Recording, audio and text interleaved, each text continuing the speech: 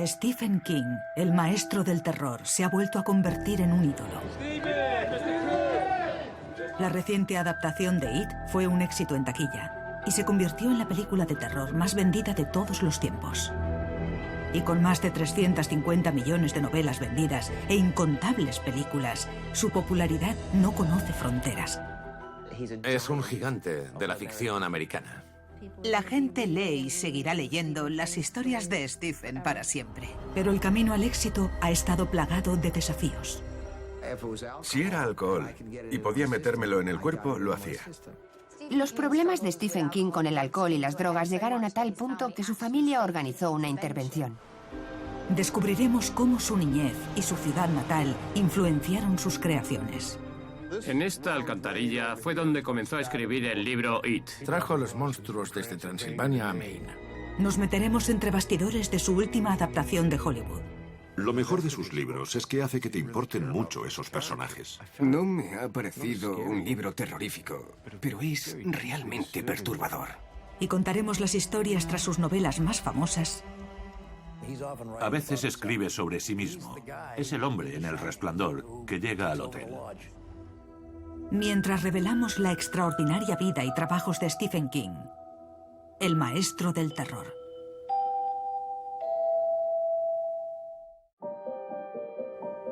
Stephen King es el autor más amado de América. Su trabajo ha sido adaptado en innumerables películas. Pero la película que lanzó la carrera cinematográfica de Stephen King se basó en su primer libro, Carrie.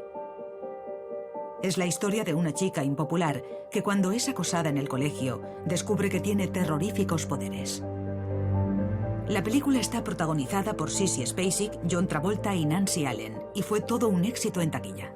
Todos nosotros, de alguna manera, no digo que seamos como Carrie, pero hay una época, cuando somos adolescentes, en la que nos sentimos extraños y diferentes. Y puede que no lo digamos en alto, pero todos podemos vernos reflejados en ello. La capacidad de King para impresionar está presente en la secuencia inicial de la película, que es desgarradora y a su vez polémica.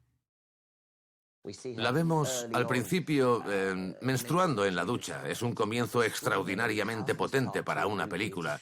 Especialmente en 1976. No creo que nadie hubiera visto eso antes en una pantalla. Fue muy valiente abordando el tema de la menstruación porque lo dice todo sobre Carrie. Comienza a sangrar y se pregunta qué le está ocurriendo. Todo el mundo se ríe de ella y después la sangre se convierte en uno de los temas principales de la película. Los demás le atormentan por ser diferente. Y bueno, Chris facilita la solidaridad por Carrie, porque es muy cruel. Vemos la película y nos preocupamos por ella y sentimos su intensa sensibilidad hacia el acoso y las burlas y la crueldad que está experimentando. Expulsan a Chris del baile porque, bueno, por la escena de la ducha, y para ella eso no está bien. Si ella no se divierte, nadie lo hará. Como público, primero te emocionas por Carrie y piensas que va a ser coronada reina del baile. Y está preciosa, parece normal y feliz. Carrie acaba en el baile y es coronada reina. Y los crueles adolescentes están maquinando algo. Y terminan tirando un cubo lleno de sangre de cerdo en su cabeza.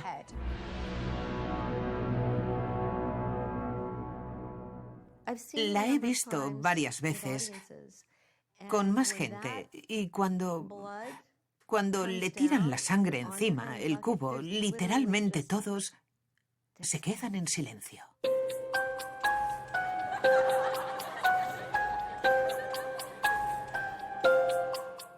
Lo que Sissy hace en el baile es escalofriante. La matanza que sigue dejó al público totalmente paralizado. Y en la historia del cine se ha convertido en uno de los finales de terror más dramáticos de todos los tiempos. Ha sido humillada demasiadas veces. Carrie cambió de verdad las películas de terror. Y eso es lo bueno que tiene Stephen King.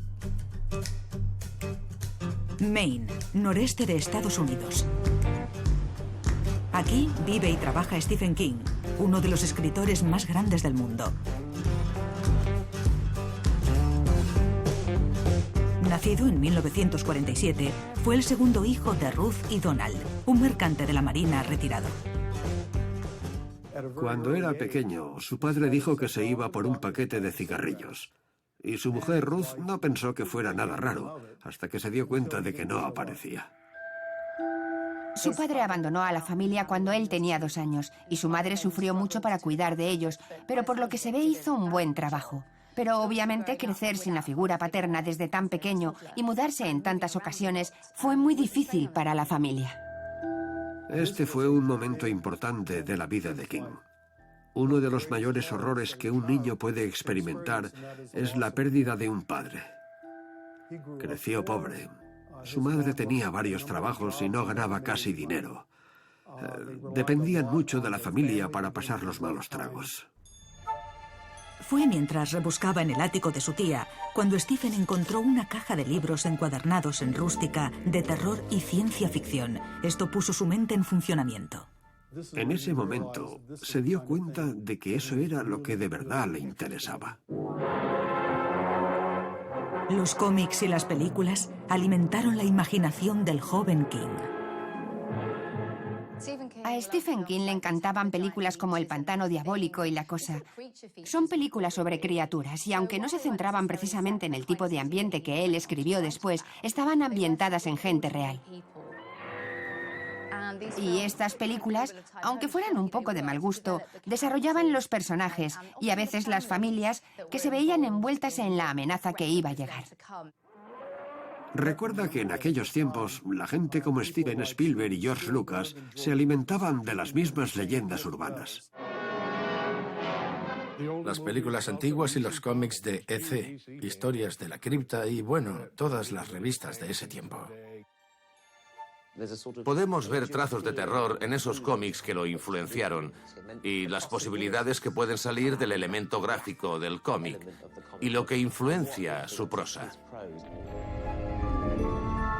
La amenaza de un apocalipsis nuclear tomaba importancia en los 50 y 60, por supuesto, y muchas de las películas de aquella época usaban directa o alegóricamente la idea de un cataclismo que ocurriera repentinamente con elementos de la ficción como monstruos o criaturas en los lagos o en los cielos.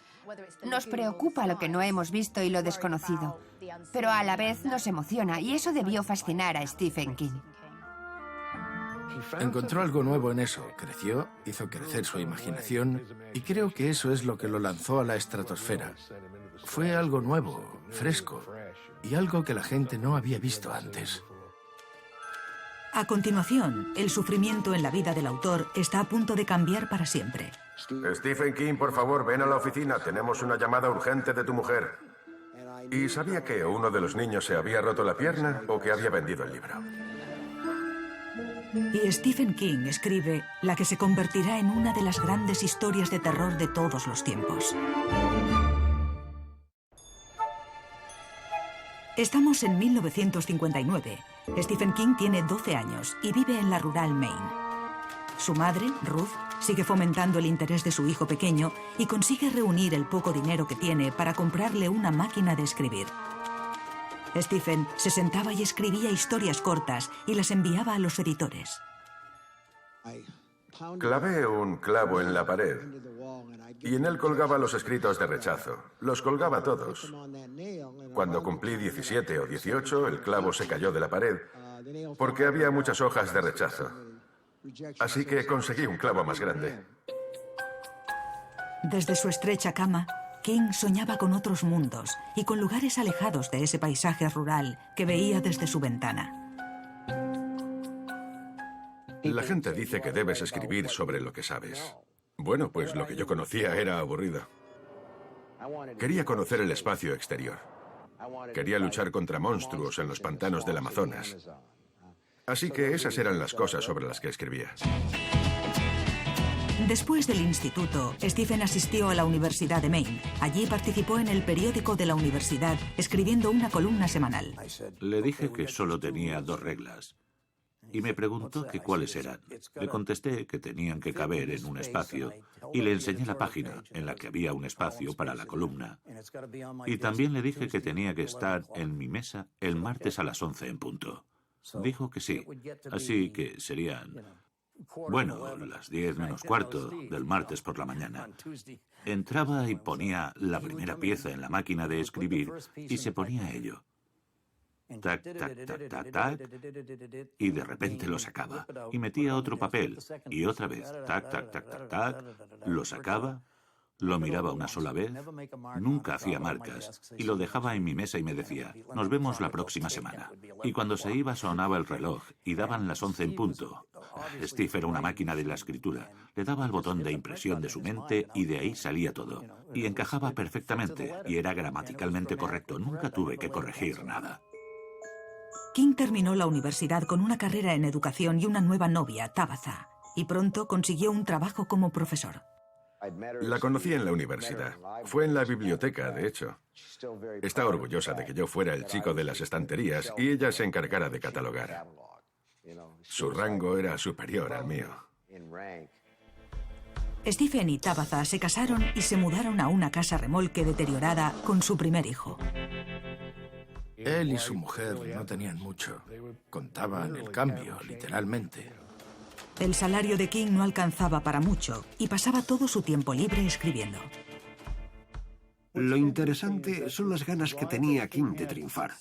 El deseo de King de escribir historias era tan fuerte que podría estar en el cuarto de la lavadora de su casa remolque, en Hemden, con su máquina de escribir portátil, que era de su esposa, y estar escribiendo con tanta fuerza que sus dedos se quedaban marcados en las teclas de una máquina de escribir manual. Mientras también tenía que cuidar de sus hijos y además tenía que planear sus clases. Creo que existe un periodo clave biográficamente en la vida de Stephen King, en la que se encuentra dividido entre la enseñanza, en la que es muy bueno, y conseguir sacar adelante a su familia. Y querer escribir, tener esas ganas constantes de escribir, pero no tener éxito, no ser capaz de vender sus historias, no ser capaz de obtener un salario con ellas. A pesar de que entonces había escrito ya varios libros, King solo publicaba historias cortas en algunas revistas para hombres. Una vez volvíamos de casa de mi madre y mi hijo pequeño Joe tuvo una infección de oído. No había manera de consolarlo. Tenía fiebre, lloraba y sabíamos que necesitaría medicación. Pero teníamos la cuenta vacía. Y cuando llegamos a casa había una carta en el buzón. Era una carta de aceptación de una revista para hombres sobre una historia corta que había escrito, con un cheque de $500. Pero el dinero no duraría para siempre. King estaba frustrado. Escribía prolíficamente, libro tras libro. Podías ver que este hombre no se iba a dar por vencido. Si no lo conseguía, estaría atrapado en la casa remolque, enseñando o escribiendo para ganar algunas monedas. Stephen fue a pasear al cementerio local. Había decidido investigar una antigua historia corta y necesitaba inspiración para su personaje principal. Se le ocurrió el nombre de Carrie. Al principio no le gustó Carrie. Escribió 3 capítulos y no le gustaron. Los tiró al cubo de la basura. Los primeros borradores de Carrie hicieron que se exasperara. Pensó que nunca funcionaría y lo tiró a la basura. Su mujer, Tabitha, lo recogió y le dijo, estás creando algo, y le obligó a continuar. Creo que pensó que sería una historia que no iba a ser muy popular, pero al final terminó siendo el principio de todo. Carrie superó docenas de rechazos antes de que el manuscrito sobre esta inusual historia llegara a manos de un editor de Nueva York. Tenemos que recordar que el editor de Stephen King estaba arriesgando, porque King era un desconocido y tardó varios libros en despegar y establecerse. La vida de Stephen King estaba a punto de cambiar para siempre. Recibí un mensaje por el interfono. Me encontraba en la sala de profesores y me dijeron, Stephen King, por favor, ven a la oficina. Tenemos una llamada urgente de tu mujer. Y sabía que o uno de los niños se había roto la pierna o que había vendido el libro. Y al final fue el libro. Y el editor de Doubleday había enviado un telegrama. En él decía, enhorabuena, Carrie es oficialmente un libro de Doubleday. Aquí tienes $2.500 por adelantado. Lo bueno está por venir. Con amor, Bill. Carrie vendió más de 1 millón de copias en el primer año y ha continuado siendo un éxito. Pude hacer unas ilustraciones espeluznantes para el libro. El artista Glenn Chadbourne ha ilustrado muchos de los libros de King, incluyendo la edición del 40 aniversario de Carrie. Es un libro triste. Y creo que todos conocíamos a una Carrie White en el instituto. Yo conocí a una, King también. Era la combinación de dos chicas. Usaba una combinación para Carrie y cuando leí la novela, bueno, he conocido niños de los que se reían en el instituto y, bueno, pobrecitos. Sufrieron mucho y Carrie me tocó el corazón. Fue un libro especial. También para King fue el que lanzó su carrera. Todo cambió cuando el libro Carrie, que casi tiró a la basura, se publicó en Rústica. Hubo una guerra de ofertas por los derechos de la publicación en Rústica y se vendió, creo, por 400.000. De esos, Stephen King se quedaría a la mitad. Hoy en día, eso es más de $1 millón. Stephen King, su autor, había despegado. Pasé por la puerta entre la cocina y el salón. Me senté y pregunté, ¿has dicho un derecho de 40.000? Y me dijo, no, de 400.000. Tuvimos una conversación y salí de la casa. No podía pensar en nada y al final decidí que le compraría un regalo a mi mujer. Y fue... Esperad un momento. Esperad. Era un domingo. Todo estaba cerrado excepto la farmacia, así que le compré un secador. A pesar de su éxito, el momento se tiñó de tristeza. Poco después de la publicación de Carrie, la madre de King, que lo había criado sola, contrajo una enfermedad terminal. Aunque no vivió lo suficiente para ver el libro publicado en forma impresa, sabía que todo le saldría bien a su hijo, como ella siempre había esperado.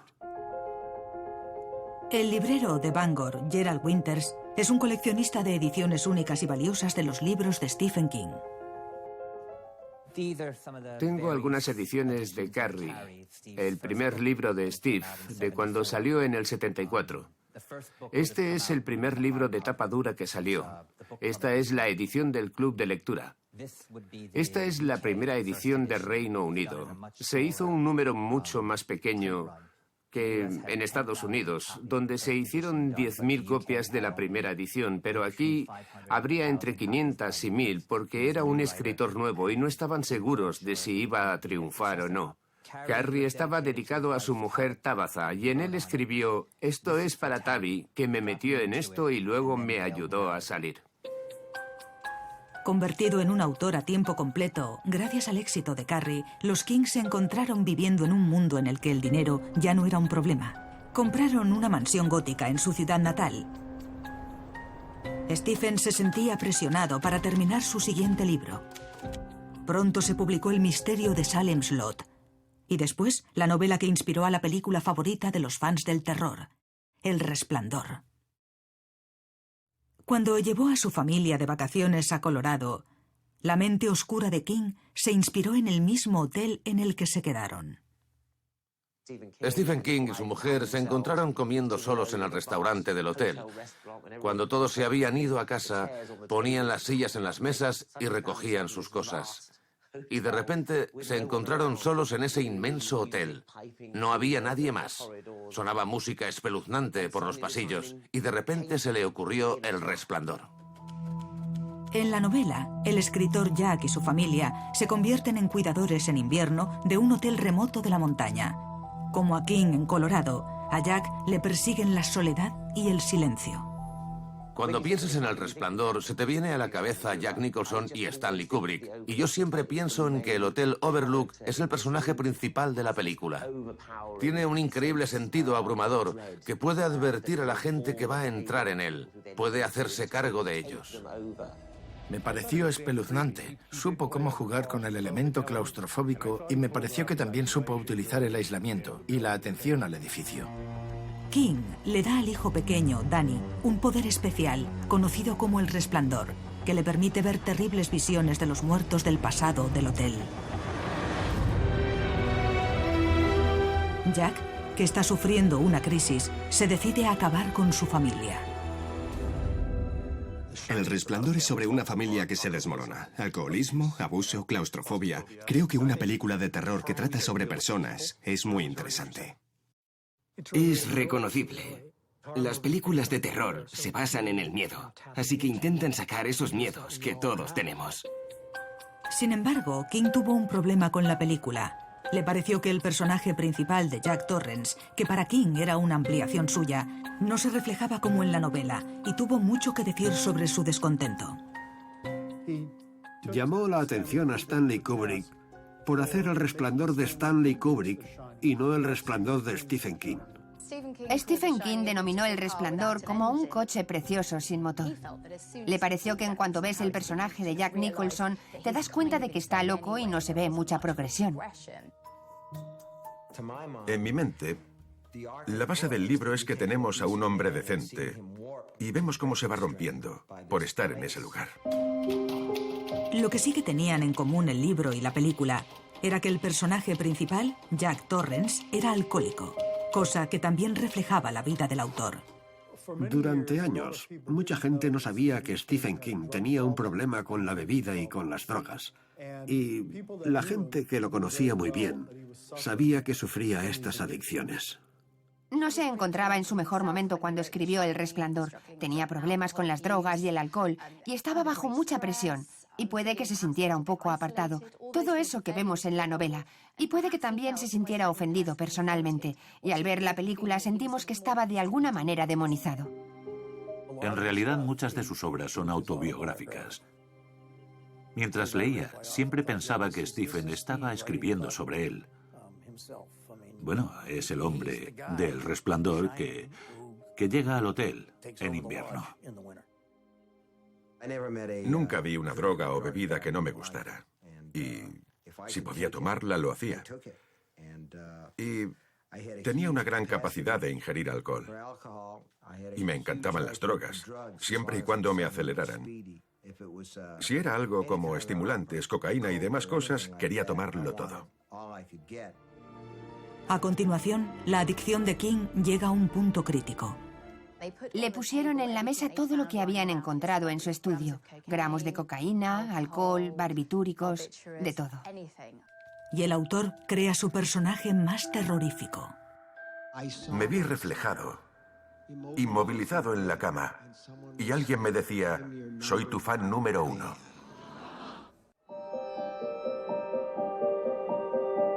Estamos en 1980. Stephen King es ahora un autor multimillonario. Saca un libro al año. Solo su nombre lo mantiene en las listas de los éxitos de ventas. ¿Carrie? ¿El misterio de Salem Slot? ¿El Resplandor? Todas llegaron a la pantalla grande exitosamente. Sus próximas novelas no serían menos. Los directores hacían cola para adaptar las nuevas historias de King del libro a la pantalla, antes de que éste las escribiera. Lo que tienen es la acción. Escribe frases cortas, que se adaptan genial en los diálogos. No escribe frases largas a las que la gente tiene que dar forma. Todo está casi preparado para la pantalla. La acción ocurre en secuencia. Pum, pum, pum. A mediados de los 80, King era una máquina de la escritura. Iba a toda máquina. Intentaba presentar un primer borrador en tan solo 3 meses. Stephen King escribe todos los días sin falta 2000 palabras, esté donde esté. Escribe durante 4 o 5 horas y 2000 palabras, las use o no. Y así tiene 2000 menos que hacer. Es un trabajo agotador. Para aguantar, King tuvo un poco de ayuda. Y todo eso tuvo un impacto directo en su memoria. Ni recordaba haber escrito Cujo. La escribió, pero no lo recordaba por el efecto que las drogas habían tenido en él. King venía de la pobreza y de repente se hizo famoso gracias a Carrie. Se hizo rico y lo trataban como a una celebridad. Y eso le molestaba mucho. Creo que toda esa presión externa, la necesidad de escribir más libros, el nuevo mundo editorial, que era nuevo para él y le demandaba cosas, creo que todas estas cosas se acumularon y le atacaron desde ángulos diferentes, y eso le presionó. Tomaba todo lo que se me ponía delante. No había ninguna diferencia. Medicinas para la tos, Robertson y antitusivos eran todos igual de buenos. Enjuague bucal, aftershave, cualquier cosa, si tenía benzocaína, lo que se usa para las muelas. Y si era alcohol y podía tomarlo, lo hacía. Su mujer y sus 3 hijos fueron los más afectados y decidieron que habían tenido suficiente. Los problemas de Stephen King con el alcohol y las drogas llegaron a tal punto que su familia organizó una intervención. Se sentaron con él y sacaron todo lo que habían encontrado en su estudio, en su habitación, como gramos de cocaína, alcohol, barbitúricos, de todo. Fue una intervención honesta y pura. Pero tuvieron que hacerlo para dejar claro el tema. El problema se le había salido de las manos. Tabitha le dijo, o lo arreglas o nos marchamos, porque no queremos ver cómo acabas con tu vida. Me parece terrorífico lo que pudo significar esa escena para él. Y King, al final, se dio cuenta de que al final su familia era más importante que sus demonios. Los demonios que le arrastraban. Después de dejarlo, King expuso todos sus miedos sobre fama y adicción en el que puede ser su personaje más escalofriante. Estaba en un avión con mi mujer y mis hijos. Nos íbamos a Inglaterra de vacaciones. Y era un vuelo largo. Y me quedé dormido. Me vi inmovilizado en la cama. Y había alguien que me decía, soy tu fan número 1. En Misery, Annie Wilkes rescata al autor Paul Sheldon. Pero esta descubre que ha asesinado al personaje principal de su novela, Misery. Es adicta a las historias, es adicta a la siguiente edición. Stephen King entiende esa necesidad de crear un nuevo éxito, esa necesidad de una nueva edición, la necesidad de éxito. Así que creo que en todos sus libros e imágenes de sus películas podemos ver el tema de la adicción. Tienes que echar un vistazo a la vida de Stephen King para darte cuenta de dónde sacó esta idea, que una fanática secuestre a un autor y que le fuerce a reescribir o concluir su novela a su gusto. Fue una oportunidad para hacer algunas cosas diferentes. De hablar sobre las relaciones tóxicas que muchos fans tienen con los escritores. Ya sean escritores o estrellas del pop o del cine. Sea lo que sea, hay una relación tóxica e interés en lo que ocurre. Sin embargo, los mayores miedos de King se confirman. Una mañana, en 1991, un hombre trastornado se cuela en su casa. Pues sí que hubo un admirador que se coló en su casa con una caja de zapatos diciendo que era una bomba y terminó convirtiéndose en el personaje de Annie Wilkes en Misery. Y mi mujer dijo, ¿quién eres? ¿Qué haces aquí? Llevaba puesto un camisón e iba descalza. Y el tipo le dijo que llevaba una bomba. Stephen King me ha robado mi novela Carrie. Y mi novela El Resplandor. Y mi novela Misery. Y voy a acabar con él y conmigo. Los King quedaron conmocionados, pero resultaron ilesos. Hoy en día, los admiradores llegan a Maine desde todas partes para hacer el tour de Stephen King, dirigido por un vecino, Stuart Tinker. Y una de las paradas más populares es la casa de King, donde los fans esperan ver a su autor favorito. Vengo 2 veces al día, todos los días durante el verano. Vienen y sacan fotos de la casa y muy de vez en cuando Steve sale y habla con todos. Eso les vuelve locos. No sé si se despierta por la mañana y piensa si esto es real. Lo de vivir en una caravana a esto. Bueno, es una gran historia de éxito. La mayoría del éxito nació cerca de su casa, en el parque local. Si te sientas en este banco, puede que tengas una idea para un éxito de ventas. Aquí escribió Steve parte de It, el libro de It. En la historia, Stanley es uno de los perdedores. Es el que estudia a los pájaros. Y se sentaba aquí a observar pájaros en esa fuente. Y tomaba notas todos los días sobre qué pájaros había y demás. Eso se volvió parte de la historia. Otra parada del tour Es un clásico ejemplo de los lugares locales que inspiraron a King en sus historias. En esta alcantarilla fue donde comenzó a escribir el libro It. Steve estaba paseando un día y el agua estaba bajando por aquí, y eso le dio la idea de George y Pennywise. It cuenta la historia de un grupo de niños que se unen para parar un plan de asesinato de niños cuando el payaso vuelve a la ciudad. No sé cómo se le habrá ocurrido una idea así. Ha captado la imaginación de millones y millones de personas. El éxito literario de King fue manipulado por los críticos, que le denunciaron por ser un escritor de terror aficionado. ¿Que si me gusta asustar a la gente? Sí, claro.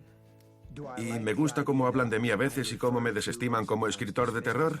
No, no me gusta. Mi profesora de instituto no le tomaba en serio. Escribí una reseña de uno de sus libros. Ella es lo que yo llamo una snob del terror. Me dijo que era una basura y estaba lleno de tonterías. Pero King no solo escribe terror. Cuenta conmigo y Cadena Perpetua también estaban basadas en novelas de Stephen King. Y creo que es muy interesante que dos de sus mejores libros, en mi opinión, no se encuentren en el género del terror. Basada en la historia corta El cuerpo, Cuenta conmigo relata la historia de 4 chicos que escuchan que hay un cuerpo en el bosque y van a buscarlo. Cuenta conmigo es una historia importante sobre la madurez. Los chicos comienzan la aventura, van por las vías del tren y caminan de manera inocente. Pero en realidad hay un secreto oscuro en el fondo de esta historia. El origen de esta historia fue la terrorífica muerte de un amigo de la infancia de King. Esto afectó mucho al joven niño. Un día llegó a casa blanco como un papel, porque había visto los restos de un cuerpo que había sido atropellado por el tren. Tuvieron que recoger las partes y colocarlas en una cesta de la ropa. Es sobre inocentes estallando y cambiando repentinamente. Es sobre eso, un estallido hacia la edad adulta y la vorágine de sentimientos que viene con eso, siendo la muerte la última parada. Pero para muchos, King siempre será un escritor de terror. Me miró y después miró hacia otro lado y volvió a mirar y me dijo: sé quién eres. Eres Stephen King. Eres el de las películas de terror. Bueno, a mucha gente le gustan esas películas, pero a mí no. A mí me gustan las historias de motivación, como Cadena Perpetua.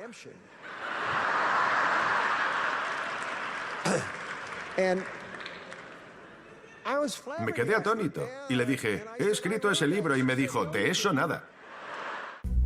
Cadena Perpetua, basada en el libro Las 4 estaciones, cuenta la historia de un preso llamado Andy, que es condenado erróneamente por un crimen que entabla amistad con otro preso. Ambos son encarcelados en una dura prisión conocida como Shawshank. Es sobre la perseverancia, es sobre escapar, y otra vez a lo mejor hay un poquito de Stephen King en ella. Sabía que si seguía escribiendo, si seguía sacando libros, al final llegaría ahí. Así que tenemos a Tim Robbins en Cadena Perpetua, trabajando en la biblioteca, cavando un agujero para escapar, cava y sigue cavando, y al final logrará escapar. Como Andy, trazando el plan para escapar de Shawshank, la determinación de King a tener éxito como escritor se vio recompensada. Sus increíbles historias combinadas con su fama hicieron de Stephen King el autor más coleccionado del mundo. Esta es una edición posterior de Ojos de Fuego. Creo que es la única copia encuadernada en asbestos. Muy rara. Cuando se pusieron a la venta originalmente costaban $300, pero hoy en día cuestan entre $20 y $30.000 si se ponen a la venta. Esta es una de las 7 hachas que se utilizaron en la versión de Stanley Kubrick de El Resplandor en 1980. Durante la producción se utilizaron 7 hachas. 4 de los mangos se rompieron porque con ellas golpeaban continuamente la puerta, y de ellas 3 sobrevivieron, y las otras 2 copias creo que las tienen la familia Nicholson y los bienes de Kubrick. Estos son borradores sin corregir de la tercera novela de Stephen, El Resplandor. Esta copia en particular se encontró en una venta de garaje en Connecticut y el propietario la compró por $1. Hoy en día esto vale mucho más de $1. Esta es una de las ediciones en rústica más extrañas de un libro de Stephen King, porque si la miras, en ningún lugar pone su nombre. Se llama Rabia, escrita por Richard Bachman, que fue el seudónimo de Stephen King desde 1977 a 1985. King utilizó el nombre Bachman para ver si podía vender su trabajo sin utilizar su famoso nombre. Rabia se convirtió en una novela polémica por las razones equivocadas. Rabia era la historia de un estudiante que secuestra una clase con una pistola. La novela era una premonición de los horrores que estaban a punto de ocurrir en los institutos americanos. Y en algunos casos, los tiroteos se relacionaron directamente con el libro. Hubo un tiroteo en Paducah, Kansas, en el que murieron 3 niños de un grupo de oración. Y el chico que lo hizo tenía el libro en su taquilla y entonces dije, ya está bien, el libro ya no se vende.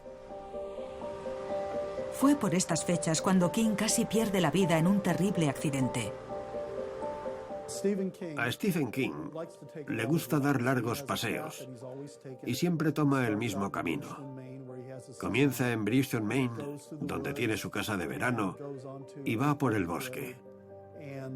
Llega hasta la carretera y esa es su manera de escapar del mundo, de meditar. Entonces le atropella un coche mientras estaba caminando. Y fue un golpe muy fuerte. Pensábamos que no iba a salir con vida. Estaba fatal. Estaba en el helicóptero.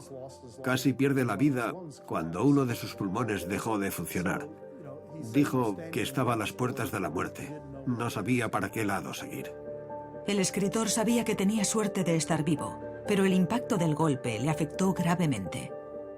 No podía escribir físicamente. Sí que podía pensarlo, pero es un proceso físico para el que uno necesita estar preparado. Necesita fuerza.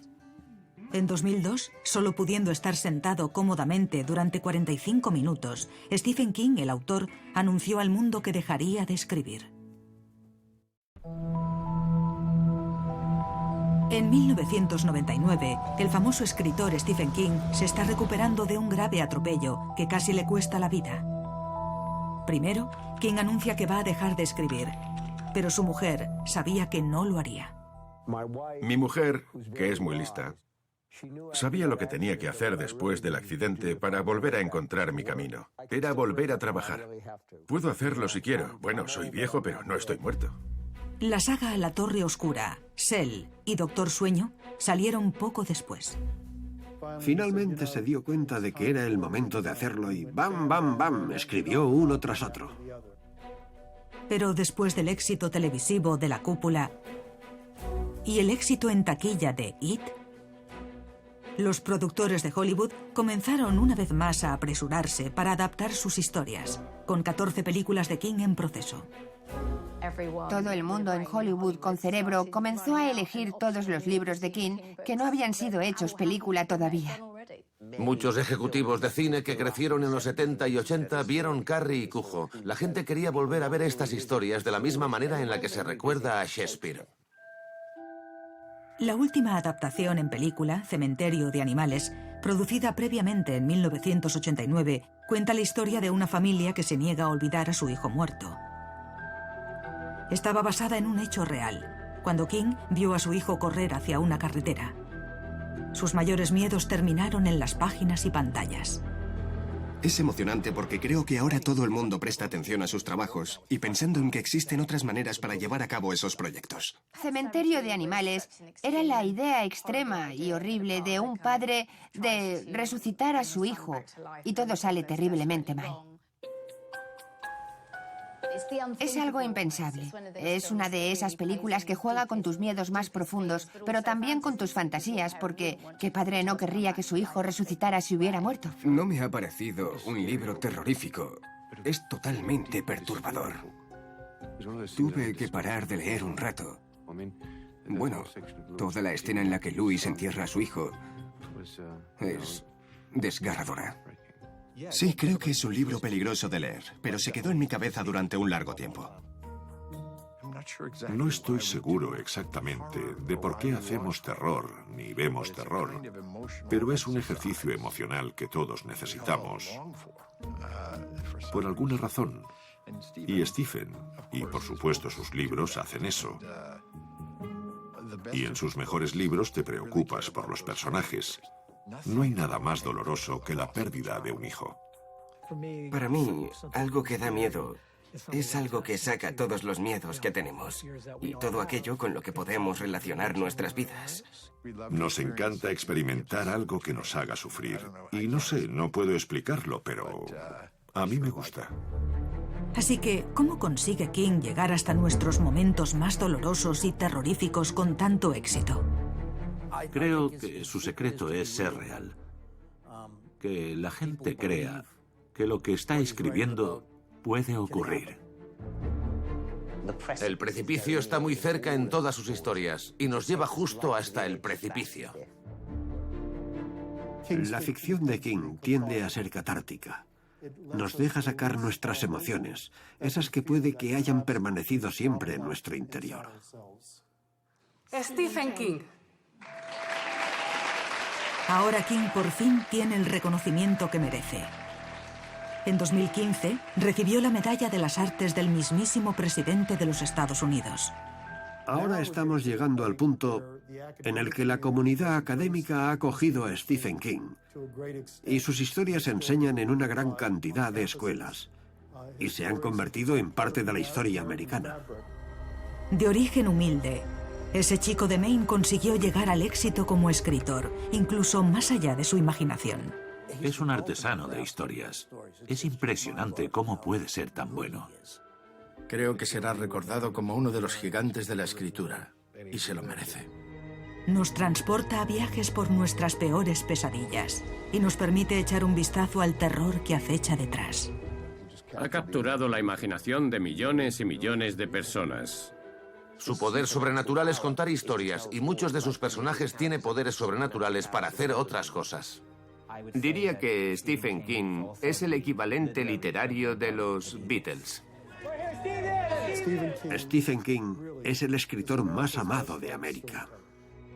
La gente lee y seguirá leyendo las historias de Stephen para siempre. Pone por escrito nuestros mayores miedos y sus novelas y adaptaciones de películas nos seguirán impactando durante años, porque sin duda Stephen King tiene más historias que contar.